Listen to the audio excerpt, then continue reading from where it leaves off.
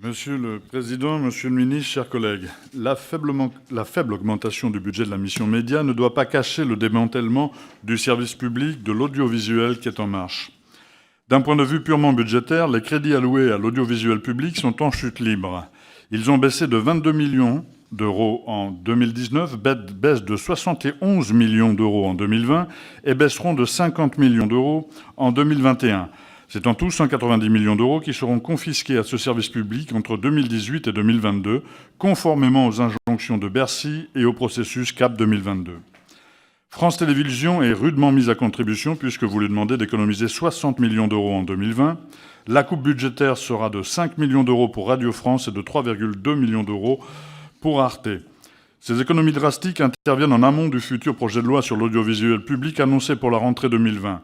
Il est prévu d'acter définitivement la suppression de France O, de France 4 et de regrouper Radio France, France Télévisions et l'Institut national de l'audiovisuel par une holding qui s'appellerait France Médias. Cette machine à supprimer des emplois et à faire des économies fonctionnera comme une entreprise privée classique. Elle sera dotée d'un conseil d'administration composé de 12 membres, nommés pour 5 ans. Même si ces derniers seront choisis par l'État, le Parlement et le représentant du personnel, c'est ensuite le Conseil lui-même qui désignera son PDG. La décision sera ensuite actée par décret présidentiel. La création de France Médias va considérablement aggraver le manque de pluralisme des idées politiques, notamment exprimées sur le service public de l'audiovisuel. Monsieur le ministre, vous avez assuré que le PDG de France Médias n'aura aucune responsabilité éditoriale sur les antennes. Mais ne soyons pas naïfs. Ce PDG aura à sa disposition les moyens financiers et le pouvoir de nomination.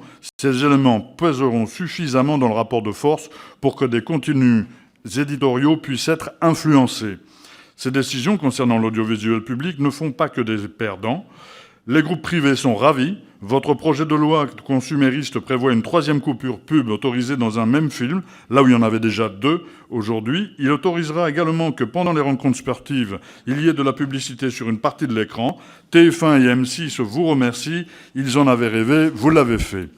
La suppression de France 4 pourrait également transformer des usagers du service public audiovisuel en consommateurs de produits Disney, qui compte lancer une plateforme à destination des publics jeunes en France en 2021. Aujourd'hui, France 4 propose des programmes à destination des enfants gratuitement, concentrés principalement sur ce canal, ne nécessitant pas un débit Internet important ou même tout simplement un abonnement Internet.